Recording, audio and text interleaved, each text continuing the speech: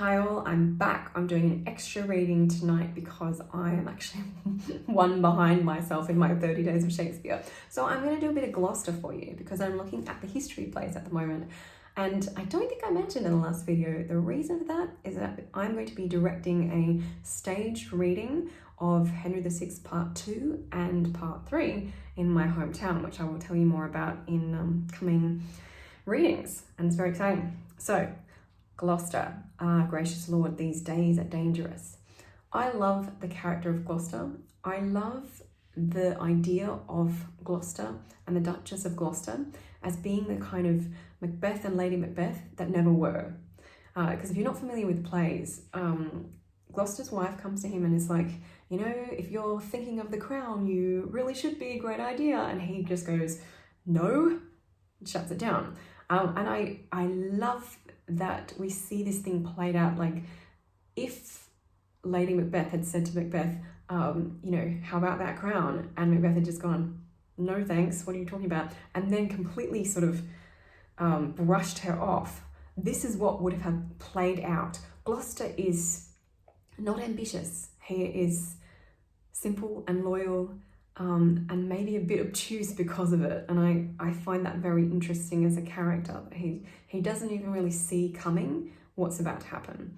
And his wife, while she is very ambitious and less loyal and a bit sort of aloof, more than aloof, greedy even, she does see things coming. She does understand what's about to take place because she knows that this is a place where you need to fight for, I was going to say, your right to party as the king or queen.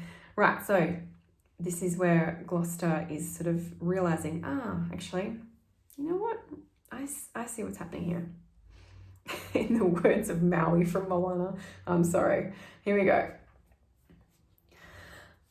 Gracious Lord, these days are dangerous. Virtue is choked with foul ambition, and charity chased hence by rancor's hand.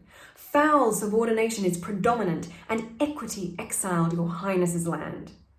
I know their complot is to have my life, and if my death might make this island happy and prove the period of their tyranny, I would expend it with all willingness. But mine is made the prologue to their play, for thousands more that yet suspect no peril will not conclude their plotted tragedy. Beaufort's red sparkling eyes blab his heart's malice, and Suffolk's cloudy brow his stormy hate. Sharp Buckingham unburthens with his tongue the envious load that lies upon his heart, and dogged York that reaches at the moon, whose overweening arm I have plucked back by false accused doth level at my life. And you, my sovereign lady, with the rest, causeless have laid disgraces on my head, and with your best endeavour had stirred up my leafest liege to be mine enemy. I, all of you have laid your heads together, myself had notice of your conventicles, and all to make away my guiltless life.